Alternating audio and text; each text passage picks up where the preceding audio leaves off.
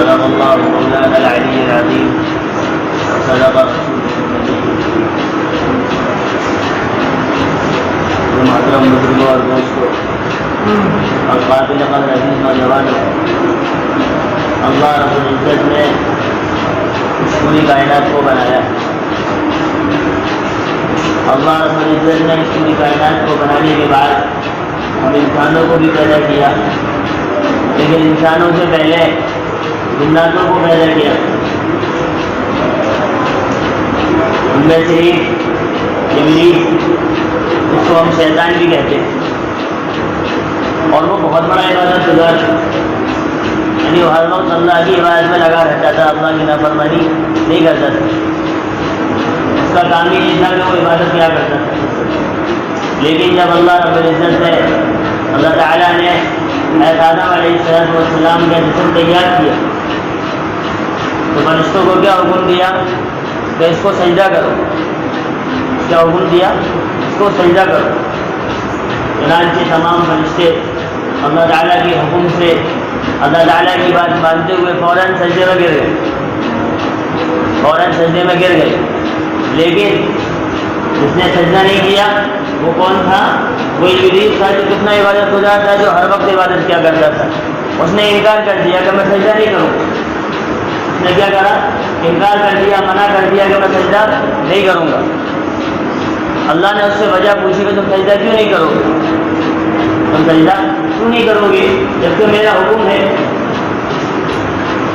جب کسی انسان سے کسی کام کی کہا جائے کہ بھائی نماز پڑھا کرو، قرآن کی تلاوت کیا کرو، اللہ کے گھر میں آیا کرو، اپنے بچوں کو دینی تعلیم دو، دینی تربیت دو، اگر وہ منع کرے کہ میں یہ کام نہیں کروں گا تو اس سے وجہ پوچھ جائے کہ یہ کام کیوں نہیں کرو؟ دنیا کا کام ہو یا دین کا کام ہو، گھر میں باپ اپنے بچے سے کہے کہ بیٹے اسکول جانا ہے، ٹیوشن پڑھنے جانا ہے، اگر بچہ کہے کہ میں اسکول نہیں جاؤں گا، ٹیوشن نہیں جاؤں گا، تو اس سے وجہ پوچھ جائے کہ تم کیوں نہیں جاؤ گے؟ یعنی منع کرنے کی وجہ کیا ہے، انکار کرنے کی وجہ کیا ہے کہ تم آپ کیوں نہیں جانا چاہتے، اس کام کو کیوں نہیں کرنا چاہتے جبکہ میرا حکم ہے۔ اسی طریقے سے اللہ رب العزت نے اس ابلیس سے کہا کہ تم سجدہ کیوں نہیں کرو گے جبکہ میرا حکم ہے۔ اور وہ ابلیس کیا تھا؟ جو ہر وقت عبادت میں لگا رہتا تھا، اتنا بڑا عبادت گزار تھا۔ تو اس نے کیا کہا کہ میں اس کو سجدہ نہیں کروں گا۔ کیوں؟ کیونکہ آپ نے مجھے آگ سے تیار کیا ہے۔ کس سے تیار کیا ہے؟ آگ سے تیار کیا ہے۔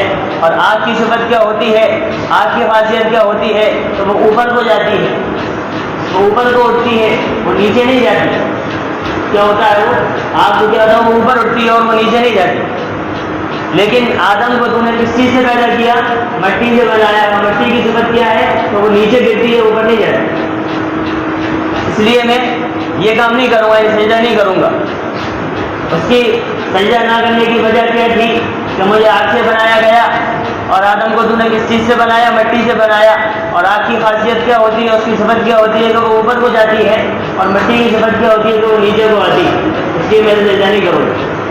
اس وقت سے اللہ نے کہا کہ تو ہمارے دربار سے نکل جا۔ اس نے اس وقت کیا کرا؟ یہ جملہ اس نے آ کر کیوں کہا کہ میں سجدہ نہیں کروں گا جبکہ اس رب العالمین کو جس نے اس کو بنایا اور وہ اس کی ہر وقت عبادت کیا کرتا تھا، ہر وقت عبادت میں لگا رہتا تھا، اس نے اس کا حکم ماننے سے انکار کر دیا، یعنی اللہ کا حکم ماننے سے انکار کر دیا کہ میں کام نہیں کروں گا۔ تو اللہ نے کیا کہا کہ تو ہمارے دربار سے نکل جا، اور تجھ پر لعنت ہے۔ تجھ پر کیا ہے؟ لعنت ہے، اور قیامت تک کے لیے تجھ پر لعنت بھیج دی گئی۔ تو اس نے جاتے ہوئے کیا کہا تھا کہ میں دربار سے جا رہا ہوں، لیکن مجھے صرف 2 چیزوں کی مہلت دے دو۔ اللہ سے کیا کہا کہ مجھے 2 چیزوں کی مہلت دے دو، اس کے بعد میں چلا جاؤں گا۔ کہ 2 چیزوں کی مہلت کیا؟ کہ ایک تو مجھے قیامت تک موت نہیں آنی چاہیے، اور دوسرا اختیار کیا دیا کہ میں تیرے بندوں کو بہکاؤں گا۔ اس وقت اللہ نے کیا کہا تھا کہ تو جو چاہے کر، لیکن میرے جو مخلص بندے ہیں، میرے جو عبادت گزار بندے ہیں، وہ تیرے بہکاوے میں نہیں آ سکتے۔ اللہ نے اسے اختیار دے دیا، اور اسے اختیار ملا ہوا ہے جبھی تو ہم لوگ کوئی اچھا کام کرنے جا رہے ہوتے ہیں اور ہم کسی اچھے کام کرتے کرتے رک جائیں، یعنی شیطان نے ہمارے لیے وسوسہ ڈال دیا، خیال ڈال دیا اس میں اپنا وقت ضائع کر رہے ہو، اس سے دور ہٹ جاؤ، اور ہم فوراً دور ہٹ جاتے ہیں۔ یعنی جس کام کی مہلت اللہ نے اسے دی تھی کہ تم میرے بندوں کو بہکائے گا، لیکن میرے جو نیک بندے ہیں، میرے جو مخلص بندے ہیں، میرے جو عبادت گزار بندے ہیں، وہ تیرے بہکاوے میں نہیں آ سکتے، تیرے بہکاوے میں نہیں آ سکتے۔ لیکن میرے عزیز کو ہم اس وقت سوچیں، ہم لوگ اللہ کے بندے ہیں، ہم لوگ اللہ کی عبادت بھی کرتے ہیں، لیکن ہم لوگ اللہ کی کتنی نافرمانیاں کر رہے ہیں۔ جبکہ اس شیطان نے اللہ سے وعدہ کیا کہ میں تیرے بندوں کو بہکاؤں گا، اور اللہ نے بھی یہ کہا تھا کہ تم میرے بندوں کو نہیں بہکا سکتے، اور ہم لوگ کس کا ساتھ دے رہے ہیں؟ یعنی کس کی بات سچ کر رہے ہیں؟ شیطان کی بات کو سچ کرتے چلے جا رہے ہیں۔ ہم لوگ اچھے کاموں کو چھوڑتے چلے جاتے ہیں، ہمارے کانوں میں اذان کی آواز آتی ہے، اللہ اکبر اللہ اکبر، اور ہم وہاں سے اٹھنے کا ہمارا جی نہیں چاہتا کہ ہم مسجد میں بھی چلے جائیں، کہ ہم لوگ اللہ کے دربار میں آ کر اللہ کے سامنے سجدہ ریز ہو جائیں، اللہ کے سامنے جھک جائیں، اللہ کی طرف لوٹ کر آ جائیں، اللہ کی طرف رجوع کر لیں۔ میرے عزیزو، ہم کس کا ساتھ دے رہے ہیں؟ شیطان کا ساتھ دے رہے ہیں۔ جبکہ ہمیں ساتھ کس کا دینا چاہیے؟ ہمیں کس کی عبادت کرنی چاہیے؟ کس کی بات ماننی چاہیے؟ کس کے حکم کی تعمیل کرنی چاہیے؟ اللہ کے حکم کی تعمیل کرنی چاہیے۔ جس نے ہمیں بنایا، جس نے ہمیں پوری دنیا کو بنایا، جس نے پورے انسانوں کو بنایا، جو ہمیں کھلا رہا ہے، پلا رہا ہے، جو ہمیں زندہ رکھے ہوئے ہیں، اور جب چاہے گا موت دے دے گا، ہم لوگ اس اللہ کی نافرمانی کر رہے ہیں۔ اور فرمانبرداری کس کی کر رہے ہیں؟ اس شیطان کی، جس نے تکبر میں آ کر، غرور میں آ کر، گھمنڈ میں آ کر یہ کہا تھا کہ میں سجدہ نہیں کروں گا، اس نے سجدہ کرنے سے انکار کر دیا۔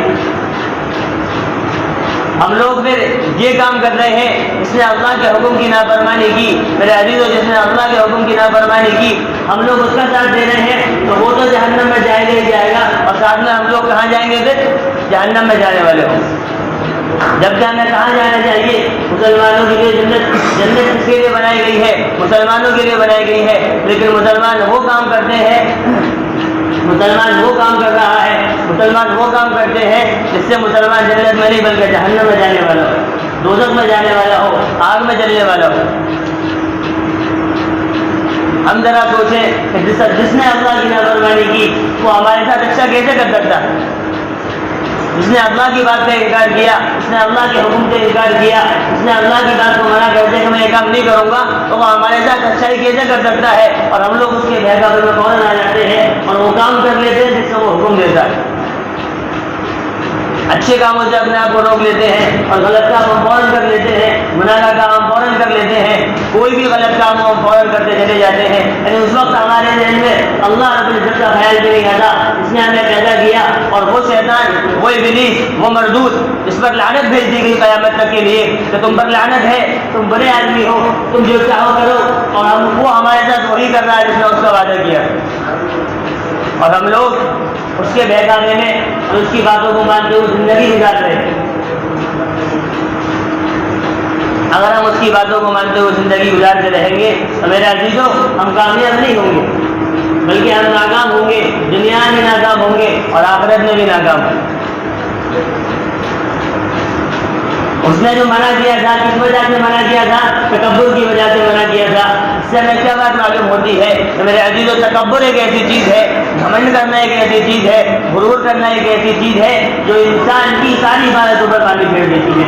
جو انسان محنت کرتا ہے، جس انسان نے اپنے آپ کو پریشانی میں رکھ کر، مصیبتوں میں رکھ کر، تکلیفوں میں رکھ کر، ساری پریشانیاں مصیبتیں دور کر کے، سب کو جھیل کر جو برداشت کر کے وہ اللہ کا عبادت گزار بندہ بنا تھا، اللہ کا فرما بردار بندہ بنا تھا، اللہ کا اطاعت گزار بندہ بنا تھا، اللہ کی بات ماننے والا بنا تھا، وہ ایک تکبر کی وجہ سے سب کے سب محنت پر پانی پھیر دیا جاتا ہے۔ اور اس کو کرنے والا کون ہے؟ انسان خود ہے۔ کرنے والا کوئی اور نہیں بلکہ کون ہے؟ انسان خود ہے۔ جب اللہ نے ہمیں عقل دی ہے، یہ بھی کہا کہ تم لوگ اس دنیا میں جو بھیجا گیا ہے، تم خود دیکھو کہ ہم کس راستے پر چل رہے ہیں اور کس راستے پر چلنا چاہیے۔ سمجھانے والے موجود ہیں، بتانے والے موجود ہیں، تمہارے دروازوں پر بتانے والے آتے ہیں، گھر گھر پر بتانے والے جا رہے ہیں، ہم پھر بھی نہیں سمجھ رہے، ہمیں عزیزوں کو وقت کب آئے گا اس وقت ہم سمجھیں گے۔ ایسا نہ ہو کہ وہ وقت نکل جائے اور ہم لوگ افسوس کرتے رہیں، ہائے افسوس ہماری زندگی یوں ہی گزر گئی، ہماری زندگی یوں ہی گزر گئی. انسان بچہ بچپن سے لے کر جوان ہوتا ہے, جوان سے بڑھاپے میں آ جاتا ہے. ایسے کتنے جوان ہوں گے, ایسے کتنے بوڑھے لوگ ہوں گے جنہیں کلمہ بھی صحیح یاد نہیں ہوگا, جبکہ بتانے والے موجود ہیں, سکھانے والے موجود ہیں, سمجھانے والے بھی موجود ہیں. علماء کرام کتنے بیانات کرتے ہیں, سمجھاتے ہیں. تبلیغ والے کتنے گھر گھر پر جا کر, اللہ کے بندے گھر گھر پر جا کر لوگوں کو بلاتے ہیں, لوگ پھر بھی نہیں آتے. انہیں اس کام کا پیسہ نہیں ملتا, انہیں اس کام کا کوئی تنخواہ نہیں ملتی, لیکن وہ پھر بھی کس کے لیے کام کر رہے ہیں؟ اللہ کے لیے کام کر رہے ہیں. اور ان کی فکر کیا ہوتی ہے کہ ہمارے جو مسلمان بھائی ہیں, جو ہم سے دور ہیں, جو اللہ سے دور ہے, جو اللہ کے حبیب سے دور ہے, جو اللہ کے گھر سے دور ہے, وہ لوٹ کر اللہ کے گھر میں آ جائے, وہ اللہ کی طرف رجوع کر لیں. مرنے کے بعد ہمیں جانا کہاں پر ہے؟ اللہ کے پاس ہی جانا ہے, اللہ کے پاس ہی جانا ہے. میرے عزیز جب اس کے پاس جانا ہے تو تیاری کر کر جاؤ. بغیر تیاری کے جاؤ گے تو نقصان اٹھانا پڑے گا. دنیا کی زندگی کوئی زیادہ جینے کی نہیں ہے, دنیا میں بھی نقصان اٹھانا پڑے گا, اور کل مرنے کے بعد آخرت میں بھی نقصان اٹھانا پڑے گا. اور اس وقت ہم افسوس کرتے رہیں گے اور کہتے رہیں گے کہ ہائے افسوس ہماری زندگی گزر گئی. کوئی بوڑھا انسان یہ کہے لیٹر شباب اراؤنڈ کاش جوانی لوٹ کر آتی, عزیزوں تو چیز گزر جاتی ہے, وہ لوٹ کر واپس نہیں آتی. وہ چیز گزر جاتی ہے, وہ لوٹ کر واپس نہیں آتی. اس لیے بہت زیادہ ضرورت اس بات کی ہے کہ ہم لوگ اپنے آپ کو سدھار لیں, اپنے آپ کو اس چیز پر آمادہ کریں کہ ہم اللہ کے حکم کی فرمانبرداری کریں گے, اللہ کی اطاعت کریں گے, اللہ کی بات کو مانتے اپنی زندگی گزاریں گے. اگر ہم نے ایسا نہ کیا تو میرے عزیزوں بڑا نقصان ہمارے دنیا میں ہونے والا ہے اور آخرت میں بھی ہونے والا ہے. جو چیز ہمارے لیے تیار کی گئی پھر ہم لوگ اس میں نہ جا کر, بلکہ جو کافروں کے لیے تیار کی گئی ہے ہم لوگ اس میں جانے والے ہوں. جس چیز کو ہمارے لیے بنایا گیا, جس چیز کو ہمارے لیے سجایا گیا, ہم لوگ اس میں نہیں جائیں گے, بلکہ پھر اس میں جانے والے ہوں گے جو کافروں کے لیے بنائی گئی ہے. جس میں آتا ہے دنیا صرف المومن وجنت الکافر, تو دنیا مومن کے لیے قید خانہ اور کافر کے لیے جنت ہے. تو ہمیں دنیا میں کیسے زندگی گزارنی ہے؟ اس طریقے سے مسافر زندگی گزارتا ہے. ایک قیدی اپنی جب جیل میں جاتا ہے تو کس طریقے سے زندگی گزارتا ہے؟ اسے معلوم نہیں ہوتا کہ میں کب نکلوں گا اور میری کب موت آ جائے, میں کب مر جاؤں. وہاں وہ کوئی کام کرنا نہیں کرتا, لیکن ہم لوگ اس دنیا میں رہ کر وہ سارے کام کر رہے ہیں جس سے ہمیں منع کیا گیا ہے, جس سے ہمیں روکا جاتا ہے کہ یہ کام نہ کریں. اور ہم لوگ باز نہ آئے, ہم لوگ نہ کریں ان کاموں سے جن کاموں سے روکنے کا ہمیں حکم دیا جا رہا ہے, بتایا جا رہا ہے, سمجھایا جا رہا ہے. تو ایک وقت وہ بھی آئے گا کہ بتانے والے بھی ختم ہو جائیں گے, سمجھانے والے بھی ختم ہو جائیں گے, اور پھر مسلمان سوچتے رہیں گے کہ کوئی بتانے والا ہوتا, کوئی سمجھانے والا ہوتا, کوئی پڑھانے والا ہوتا تو ہم لوگ یاد کر لیتے اور ہم لوگ یہ کام کر لیتے. عزیز تو ابھی وقت ہے, ہمیں چاہیے کہ ہم لوگ اس کام کو کریں جس کام کو کرنے کا ہمیں حکم دیا جا رہا ہے. ورنہ تکبر کی وجہ سے اس طریقے سے شیطان کو زندگی بھر کے لیے, قیامت تک کے لیے اس پر لعنت بھیج دی گئی. کہیں ایسا نہ ہو کہ ہم لوگ بھی ویسے ہی ہو جائیں, کہیں ایسا نہ ہو کہ ہم لوگ بھی ویسے ہی ہو جائیں. امام احمد بن حنبل کے نزدیک تو آتا ہے کہ جو انسان ایک جان بوجھ کر فرض نماز چھوڑ دے تو وہ کافر ہو جاتا ہے. ہم لوگ کتنی نمازیں چھوڑ دیتے ہیں, ہمیں اس کا احساس تک نہیں ہوتا کہ ہم نے کتنی نمازیں چھوڑ دی. جبکہ اس اللہ نے ہمیں کیا حکم دیا, وہ 24 گھنٹے میں سے 5 وقت کی نماز, کہ انسان ایک دن میں 5 وقت کی نماز پڑھ لے, 5 مرتبہ میرے سامنے سر جھکا لے, مجھے اپنا رب مان لے. لیکن ہم لوگ دنیا کو اپنا رب مانتے ہوئے زندگی گزار رہے ہیں. دنیا میں اس طریقے سے گھسے ہوئے ہیں جس طریقے میں دنیا سے جانا ہی نہیں ہے. اس دنیا میں لگے رہنا ہے جب تک ہماری زندگی ہے. اس طریقے سے میں زندگی نہ گزارو, بلکہ ایسے گزارو جیسے کہ مسافر گزارتا ہے. اسے کہیں کہ سفر کرنا ہو تو جب سفر کرتا ہے تو ہر تکلیف کو برداشت کرتا ہے, مصیبت کو برداشت کرتا ہے. اسے معلوم ہوتا ہے ایک نہ ایک مجھے یہاں سے نکل کر ایک آرام دہ جگہ پر جانا ہے.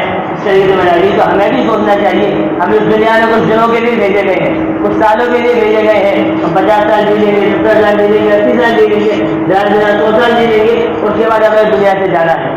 اور جہاں جانا ہے جو راحت کی جگہ ہے, جو آرام کی جگہ ہے, اس کی تیاری کر کر جائیں تو زیادہ بہتر رہے گا. اگر ہم تیاری کر کر نہیں گئے تو ہمارے لیے مصیبت و پریشانی ہے. دنیا کی مصیبتیں ہم جھیل رہے ہیں اور پھر آخرت کی مصیبت بھی جھیلیں گے. اور دنیا کی مصیبتیں زیادہ بڑی مصیبت نہیں ہوتی, تکلیف بھی بہت بڑی نہیں ہوتی, کوئی پریشانی بہت بڑی نہیں ہوتی.